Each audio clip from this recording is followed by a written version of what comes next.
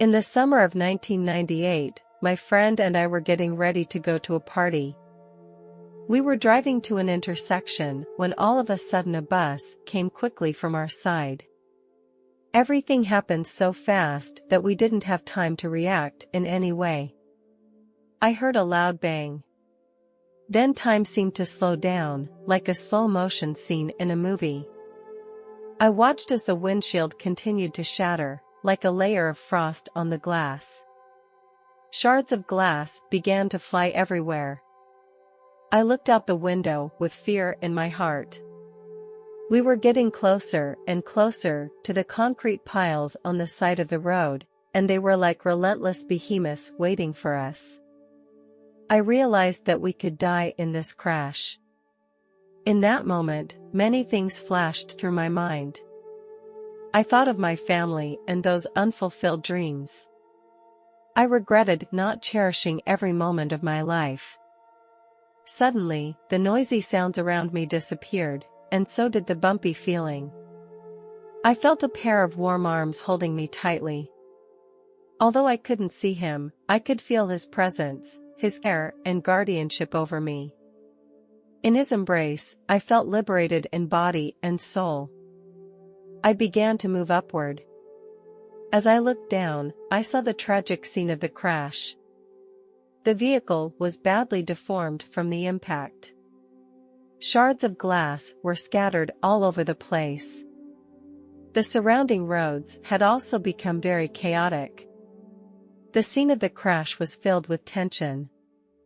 I saw police cars and ambulances coming to the scene. I saw myself being carried on a stretcher. My face was pale and expressionless.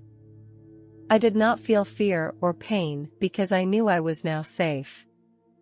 I had come to a place of light where there was no pain or worry, only peace and love. Here I felt an intense joy and happiness.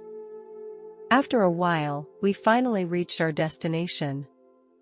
To my right was a city that was built with glass-like materials that shone with a brilliant light. The entire city exuded an air of nobility and mystery, like a dreamy wonderland. And to my left was a beautiful field. In this field, children ran happily, their laughter echoing in the air. I also see many animals. This is a happy paradise where all creatures live together. I was going to continue along the creek. The angel beside me stopped me, and I could finally see his face clearly. He was very handsome, about 30 years old. He was wearing an elegant beige robe that gave off a warm glow. The material of the robe was very smooth and soft. His eyes were very bright, as if they could see into people's hearts. He had a smile on his face that was so loving that it made me feel completely accepted and understood. He had long, silky blonde hair. His skin was flawless. His presence made me feel endlessly cared for.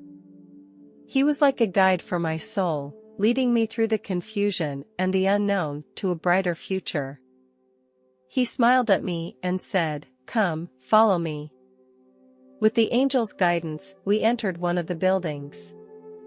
The buildings were spectacular, some with roofs that could not even be seen. As soon as I stepped inside, I was struck by its grandeur. The place looked like a library, and it was very spacious inside. In this huge library, I saw countless scrolls, arranged from top to bottom. Here, I saw many people who were reading the contents of the scrolls. They greeted me warmly, welcoming my arrival. I had an inexplicable sense of belonging, as if this place was the home I had been searching for. I was invited to join them. There was no competition here, only sharing and cooperation. Curious, I opened a scroll that contained a record of a person's life from birth to death. I realized that everyone has a role to play on Earth. Before we come into this world, we seem to have chosen how we will live our lives. These experiences contain joy and happiness as well as pain and challenges. These are not good or bad because they are simply roles that we play. Everyone's journey through life is unique. Everything we experience plays an important role in our growth. The records in this scroll have made me realize that the meaning of life is not in what we appear to be good or bad, but in the truth and wisdom we find in it. Every experience is an opportunity for our souls to grow and evolve. The parts that are imperfect are equally important because they make us more resilient and inspire us to pursue a better future. There can't be only good things in this world. If everyone had easy access to everything they wanted, the world would lack the motivation to progress. It is by constantly surpassing ourselves that we can continue to create a better world. I have learned a great deal here. A lot of knowledge goes beyond what the human world can comprehend.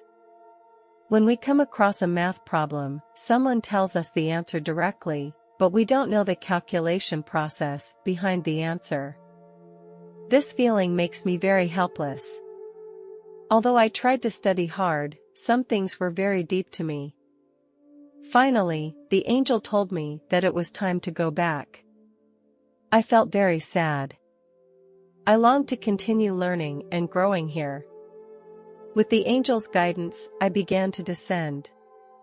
Everything around me became smaller and smaller, as if it were a picture of distance. I slowly felt the weight of my body. The ethereal feeling was fading. The scene around me began to blur, as if it was covered by a layer of fog. This process lasted for some time, giving me enough time to review the experience. I felt the change in my surroundings and heard voices in the hospital.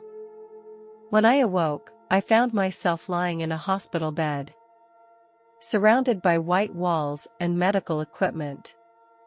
After a week of treatment and observation, I gradually recovered and the doctor told me that I could leave the hospital.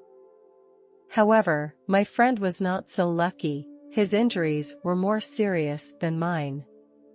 He needed longer rehabilitation and treatment, and he stayed in the hospital for almost 3 months.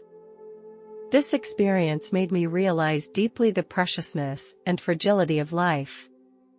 We should cherish every day and the people around us.